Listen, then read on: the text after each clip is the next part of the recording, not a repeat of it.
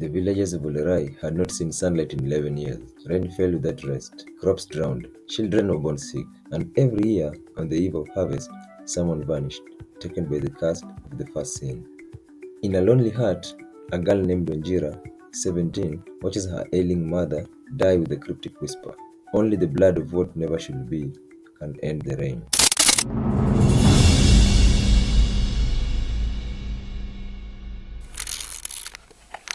The daughter who slept with her father to end a curse. Wanjira buries her mother in the downpour. Her father, Musa, a reclusive man broken by guilt, tells her nothing. He warns her never to ask about the past, especially the year she was born. Wanjira finds an old diary under the floorboards, sealed with wax and labeled 1994, the rain begins. Wanjira reads her mother's account of a wedding disrupted by a screaming mad woman who cursed the union, claiming her own brother had defied tradition. The mad woman was Wanjira's aunt, now long dead, and Musa's sister. The diary reveals the bride disappeared on her wedding night. The only witness, Musa, was found in the forest, naked and bleeding, unable to speak. Musa's tongue was cut out. He speaks now. Wanjira confronts Musa. He grows violent, warning her not to wake the spirits. He says if she wants the truth, she must go to the sacred fig tree at midnight. Beneath the tree, Wanjira hears whispering in her own voice. The whispers form into visions, visions of a baby born in blood, a woman screaming, and a priest setting fire to a shrine. The baby in the vision wears the same beaded necklace Wanjira has worn her whole life. Wanjira sees a mother's ghost at the edge of the compound. The ghost warns her, "The curse is older than you, but you were born to break it." The ghost disappears, leaving behind a blood-soaked cloth embroidered with Musa's name. Wanjira confronts the village elders. They lie. They deny the curse, but an old blind woman mutters, "The father will lie. The child must sin." Musa is seen burying Wanjira's diary in secret. Wanjira hears a voice in her dreams, calling her to the river. There she finds a body, recently drowned. It's a girl, her age with her face. The drowned girl is clutching a small wooden doll, carved like Musa. Inside the doll is a scroll, a forbidden ritual called the Binding of Kin. It speaks of reversing curses by performing a union between that which should never be. The scroll says, "The curse ends with the child born in taboo." Wanjira demands answers. Musa, cornered, confesses, "You are not born of love or choice. Your mother was cursed, and I." He chokes before finishing. He tries to hang himself. Wanjira cuts him down. He cries like a child, confessing the villagers made him commit something unspeakable to protect the land. He whispers, "It's your turn now." The blind elder tells Wanjira the truth. Years ago, to end a drought, the villagers offered Musa's sister to the spirits. She ran mad and cursed them all. Her final words, "The sin must cycle, father to daughter, until love becomes horror." Rain turns to hail for the first time. Wanjira finds an underground shrine, where bones lie stacked in circles, each labeled with the woman's name, including her mother's. One space remains open, marked Wanjira.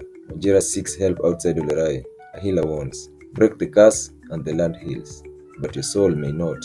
Wanjira begins bleeding though she is not hurt. Wanjira tries to burn the scroll. Fire engulfs her heart but leaves the scroll untouched. Musa kneels before her, saying, "Forgive me before we begin." The village is restless. Animals flee. Children stop speaking. The healer warns Wanjira, "The curse feeds on silence. You must choose." Musa prepares a bed in the sacred shrine. Wanjira begs for another way.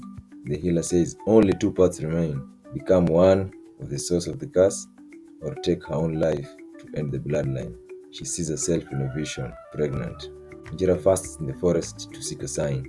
The spirits come as shadows, whispering truths. You are your mother's pain and your father's shame. Wanjira wakes up with her hand stained in blood she doesn't remember spilling. Musa reveals the truth. Your mother was my cousin. We broke the rule once. The land died. We were told to seal the curse. One of us had to suffer the child. Wanjira realizes she was that child, and now must become the vessel to end it. She decides, "I will do it, but not as a sacrifice, as vengeance." She tells Musa, "You will never touch another woman again." In the sacred hut, with chants from the forest rising like screams, Wanjira performs the ritual, tears mixing with blood and silence. The earth shakes. Rain stops mid-air. The sun rises for the first time in 11 years. Crops bloom instantly. The villagers weep in joy. Wanjira vomits blood and a lump of hair. The healer confirms it. You carry something, not a child, a bridge. Wanjira's belly grows overnight. Musa begins losing his mind. He digs at the earth, muttering about the child. It's not mine, it's hers, it's all her. He disappears into the forest. Wanjira dreams of her unborn child speaking through her womb. You did not break the curse, you became it. Her eyes turn black when she wakes. A new tree grows outside Wanjira's hut. Its bark red, its fruit shaped like human hearts. A villager eats one and dies instantly. Some worship Wanjira as a savior.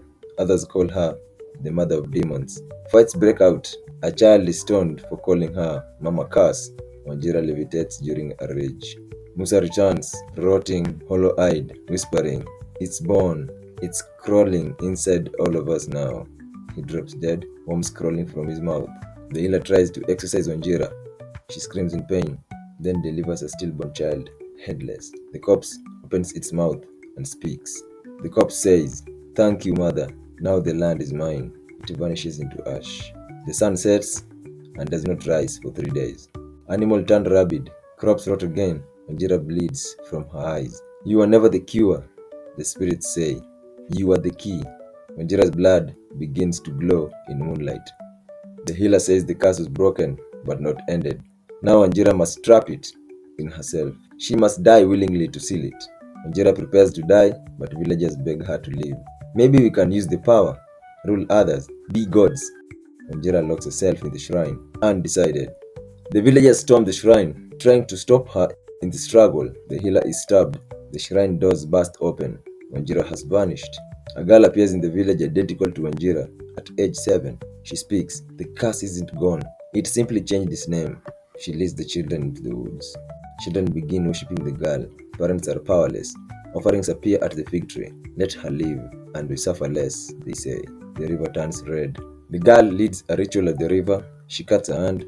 The sky goes black. Musa's face appears in the clouds, weeping blood. An old woman, near death, calls for the girl. "Wanjira, I know your name. I remember your face. I remember what you did to your mother." The elder dies mid-sentence, choking on dirt. A new prophecy is carved into the shrine walls overnight. "She who breaks the first will bring the second, and there shall be no healing this time." Villagers begin disappearing again. Lightning strikes the fig tree, fire spreads, the girl watches calmly. A charred fetus is found in the ashes, clutching the broken beaded necklace. The girl begins aging rapidly. In a night, she becomes Wanjira again, adult, bruised, bitter. "You wanted a god," she says. "Now you have one." She levitates above the village. Wanjira divides the village.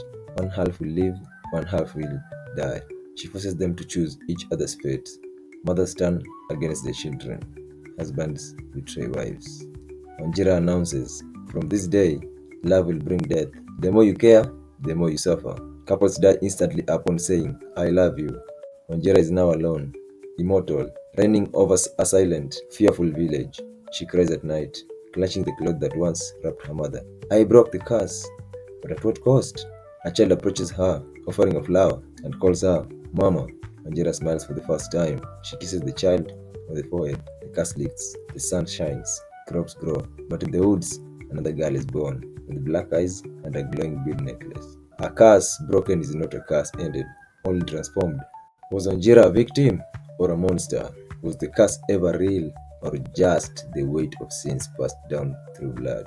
Tell us, will you have done what she did to save your people, or will you have let the world drown? Moral of the story: sometimes the darkest curses are born from secrets we refuse to face. Breaking a cycle of pain demands courage, truth, and sacrifice. But even then, the past can linger, transformed but not gone. True healing requires confronting not just the spirits that haunt us, but the choices we make and the love we withhold.